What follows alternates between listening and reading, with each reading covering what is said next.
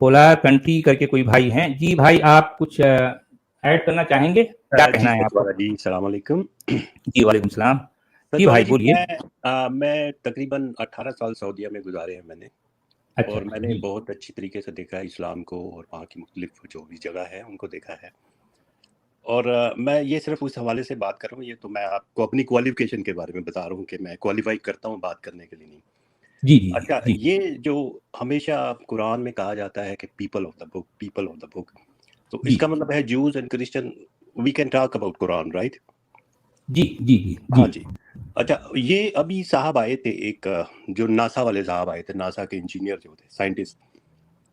اچھا, وہ صاحب کہہ رہے تھے جی کہ ناسا میں یہ لکھا ہے, اس نے بڑے ایک ویب سائٹ کا حوالہ دے دیا. میں کہتا ہوں یہ بہت ہی ان کی انٹلیکچوئل ڈس آنیسٹی ہے کہ آپ ایک ویب کا لنک دے کر آپ بھاگ جائیں. آپ کو چاہیے ہے کہ آپ اس کو ڈیفینڈ کریں, آپ بات سامنے لائیں اور آپ بات کریں آپ اس کے بارے میں. اگر آپ کو ہے تو پھر میں سائنٹسٹ نہیں, مجھے آ کے اس سائنٹسٹ کے ساتھ بحث کرنی ہے, یہ نہیں ہو سکتا نا.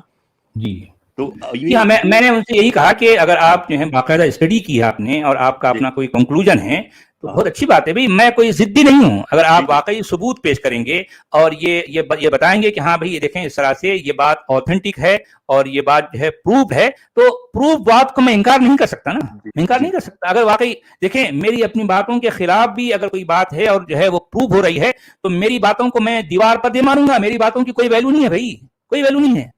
اب اگر ایک بات واقعی اہل علم کی طرف سے, یعنی جو نالجبل لوگ ہیں ان کی طرف سے کوئی بات پروفڈ ہوتی ہے تو میں اس کو قبول کرنے کے لیے تیار ہوں. یہ میرا طریقہ کار ہے. جی جی جی. اچھا, میرا یہ ہے 2-4 پوائنٹ ہیں. کیا قرآن میں اس کا ذکر ہے ناسا کا؟ نہیں. یا قرآن کوئی بات حوالہ دیتا ہے کہ وہ سینٹر آف دی ارتھ ہے مکہ؟ نہیں وہ بھی نہیں ہے.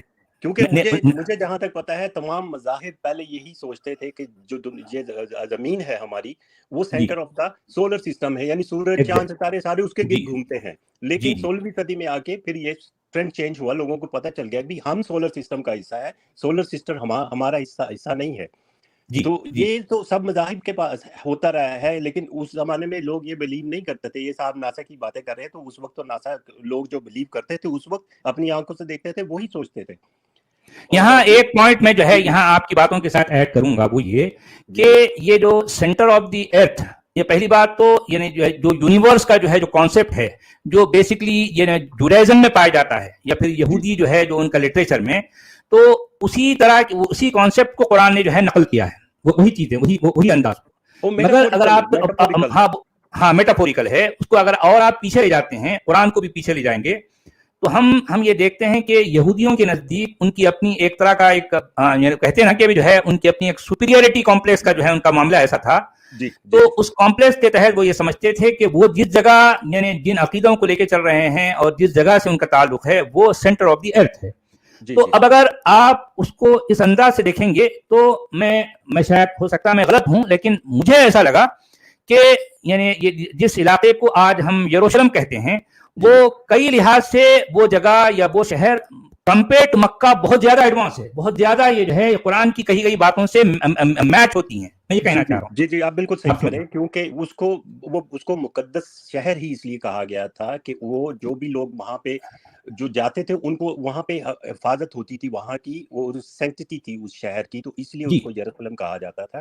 اور پھر وہاں پر بے شمار نشانیاں ہیں, اور وہیں پر جو ہے ڈوم آف دی راک جو کہ کعبہ کا بیان کرتا, قرآن کا بیان کرتا کعبہ بھی ہے. تو میں کہنا یہ چاہ رہا تھا کہ وہیں پر سارے انبیاء کے جو ہے بنی اسرائیل کے نبیوں کا وہاں آنا, وہاں قدم رکھنا, یہ بھی ثابت ہے.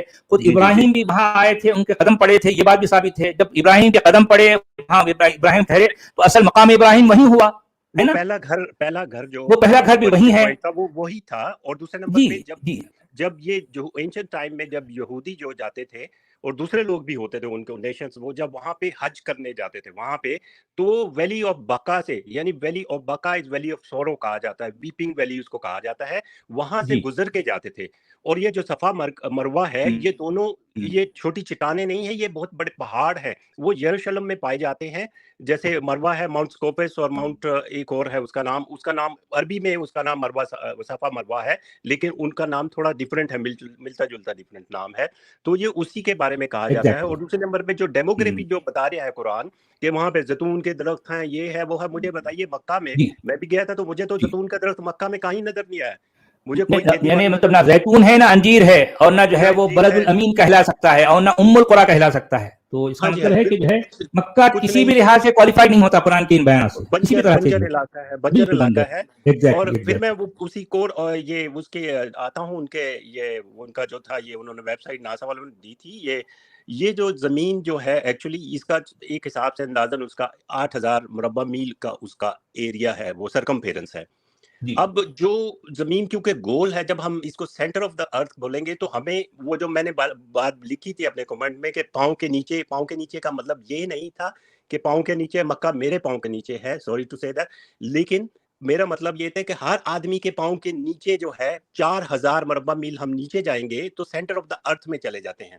اور سینٹر آف دا ارتھ جو ہے اتنی گرم ہے کہ وہاں پہ لوہا اور دوسری گیسز اور ہر قسم کا وہاں پہ جو معدنیات ہے وہ وہاں پہ ابل رہے ہیں یا گرمی سے، تو وہاں پہ تو جی مکہ ہو نہیں سکتا کسی جی. طرح بھی. تو مکہ تو ٹاپ پہ ہے، تو ٹاپ پہ مکہ کا مطلب یہ ہے کہ کوئی بندہ زمین پہ نقشہ بچھا دے اور اس میں سے ایک پن پوائنٹ کر دے، درمیان میں رکھ دے کہ جی یہ میڈل میں ہے.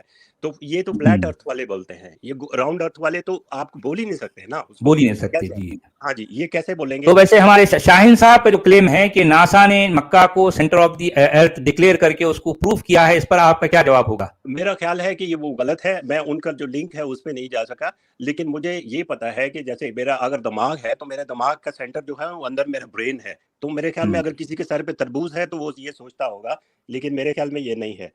اور دوسرے نمبر پہ جو زمین کا جو جی ایکسس ہے، آپ یہ دیکھیے جی. زمین کا ایکسس ہے وہ 23 پوائنٹ سم تھنگ، وہ تھوڑا سا جھکا ہوا ہے جس کی وجہ سے جی موسم بنتے ہیں سردی گرمی. ٹلٹیڈ تو ہے، اگر تھوڑا سا ٹلٹیڈ. جی ٹلٹڈ ہے تو اگر وہ جی. سینٹر میں ہوتا تو زمین سیدھی ہوتی.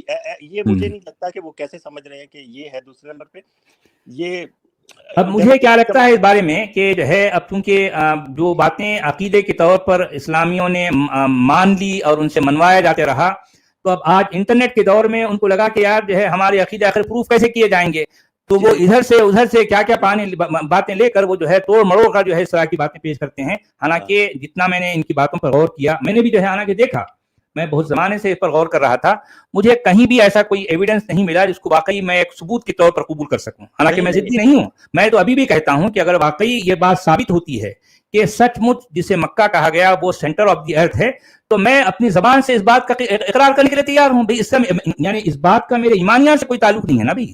یعنی اگر میں یہ کہوں کہ ہاں بھائی مکہ واقعی سینٹر آف دی ارتھ ہے، تو اس کا یہ مطلب نہیں ہوگا کہ میں مومن ہو گیا. بھائی ایک ریئلٹی ہے، پروفڈ فیکٹ ہے، اس لیے میں قبول کر لوں گا اس کو، مگر لیکن اس سے پروف یہ ہونا بھی چاہیے نا، ہوتا. پروف اچھا ہونا چلیں، چاہیے نا.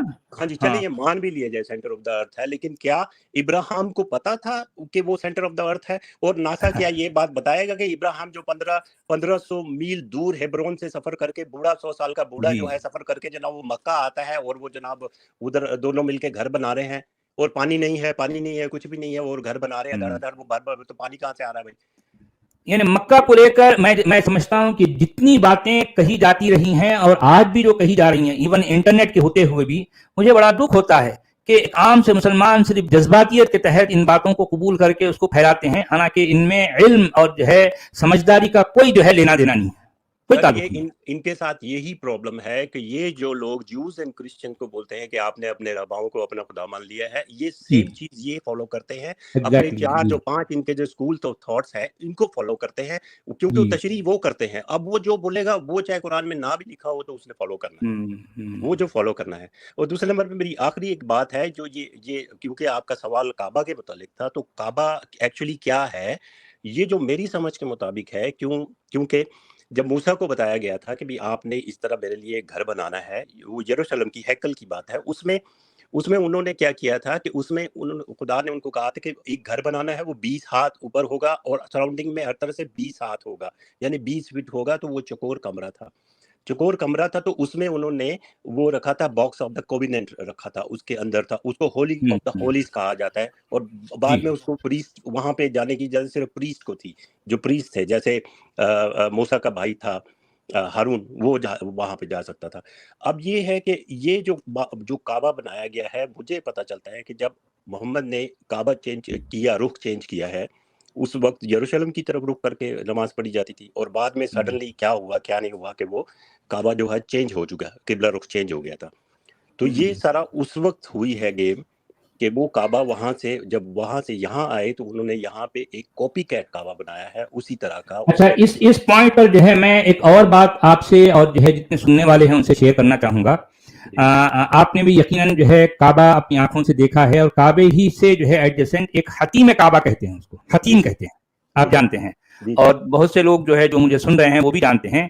मैं एक पॉइंट, एक नुक्ता जो है उनके सामने रखना चाहता हूं। मैंने इस पर गौर किया तो मैं इस नतीजे पे पहुंचा हूं कि वो कहीं और की काबा है, जिसको काबा समझ लिया गया, वो किसी और जगह की कॉपी है, मगर उसको एज इट इज नहीं कर सके। वो ये भी आता है तारीख में कि जो है वो असल शक्ल नहीं दे सके उसकी, अब जैसी है ऐसी चल रही है।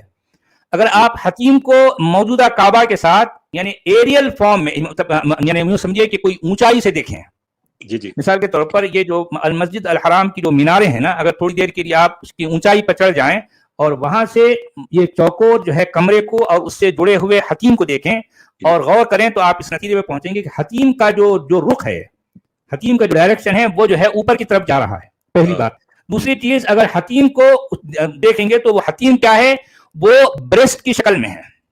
जी, राउंड है। अच्छा, राउंड शेप है। तो अगर इस हकीम को अगर आप काबे के ऊपर रख देते हैं तो exactly dome of the rock बन जाता है। जी, क्योंकि डोम ऑफ द रॉक वो जगह है जहां पे हजरत इब्राहिम ने शायद उस पत्थर पे कुर्बानी दी थी, उसको हाँ, वो असल में उसी को मज़बाह भी कहा जाता है, मज़बाह भी कहा जाता है, मज़बाह। तो यानी जो निशानियां जो है कुरान में हजरत इब्राहिम को लेकर या फिर इससे जुड़ी हुई जितनी हैं, आपको वो ऊपर के मतलब उस यरूशलेम में आपको निशानियां मिलेंगी, लेकिन मौजूदा मक्का में नहीं मिलती।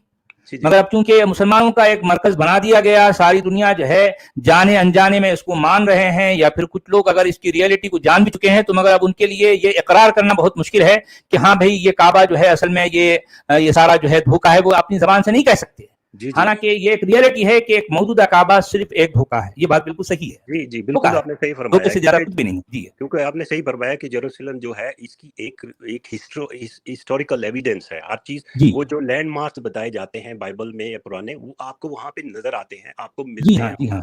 और इसी बात को कुरान ये कह रहा है ना, फी ही आया तुम बयीना तुम मकाम इब्राहिम। जब मैं इस आयत के इस टुकड़े पर पहुंचता हूं तो मुझे एग्जैक्टली मतलब फिट बैठती है जब ये बात जो है वो यरूशलेम के लिए जी फिट बैठती है। जी, बिल्कुल सही, बिल्कुल। अगर आपको मेरी वीडियो पसंद आती है तो आप मुझे सुपर थैंक्स और पेट्रियन के जरिए सपोर्ट कीजिए, हमारे काम को शेयर कीजिए और लाइक कीजिए, और ऑल नोटिफिकेशन के लिए घंटी के आइकन को जरूर दबाइए ताकि आपको सारी नोटिफिकेशन मिले।